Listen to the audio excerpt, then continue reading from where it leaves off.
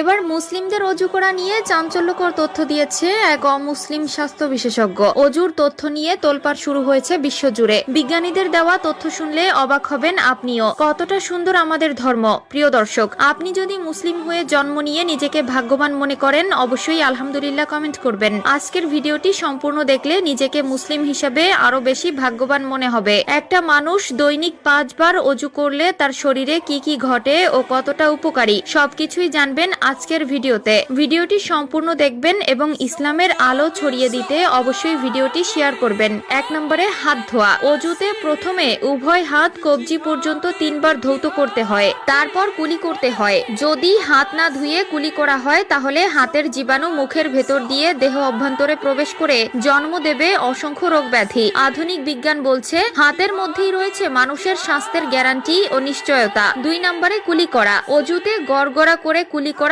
সুন্নাত। চিকিৎসা বিজ্ঞানীরা বলছেন দাঁত ভালো থাকলে স্বাস্থ্য ভালো থাকে। কুলি করার দ্বারা দাঁত পরিষ্কার থাকে এবং পায়রিয়া রোগ থেকে মুক্তি পাওয়া যায়। তাছাড়া গড়গড়া করার দ্বারা টনসিল ও গলা ব্যথার অসংখ্য রোগ থেকে মুক্তি পাওয়া যায়। 3 নম্বরে নাকে পানি দেওয়া। নাক হলো শ্বাস গ্রহণের একমাত্র পথ, আর যেই বাতাস থেকে শ্বাস গ্রহণ করা হয় তার মধ্যে লালিত পালিত হয় অসংখ্য ধ্বংসাত্মক জীবাণু, যা নাক দিয়ে ভেতরে প্রবেশ করে। অনেক সময় নাকের ভেতরে জীবাণু প্রবেশ করে আটকে থাকে, সুতরাং নাকের ভেতরে পানি দিয়ে ঝাড়া দিলে তা বের হয়ে যায়। তাছাড়া নাকে পানি প্রবেশ করালে মস্তিষ্ক সজীব থাকে, দৃষ্টিশক্তি প্রখর হয় এবং সাইনাসাইটিস রোগের উপশম হয়। 4 নম্বরে মুখমণ্ডল ধৌত করা। বাতাসে অসংখ্য রোগ জীবাণু উড়ে বেড়ায়, যা চর্ম চোখে দেখা যায় না। আমাদের মুখমণ্ডল যেহেতু অনাবৃত থাকে, তাই সেসব জীবাণু মুখে এসে জমে। স্বাস্থ্য ও সৌন্দর্য বিশেষজ্ঞগণ বলেন প্রত্যহ বারবার চেহারা ধৌত করা সৌন্দর্য ও সুস্বাস্থ্যের জন্য খুবই ফলপ্রদ। 5 নম্বরে কনুই পর্যন্ত হাত ধোয়া। এতে হাতের মধ্যে রক্ত চলাচলের গতি বৃদ্ধি পায় এবং হাতের মাংসপেশি শক্তিশালী হয়ে ওঠে। তাছাড়া হাতের শিরা উপশিরার সঙ্গে সারা দেহের শিরা উপশিরার সংযোগ রয়েছে।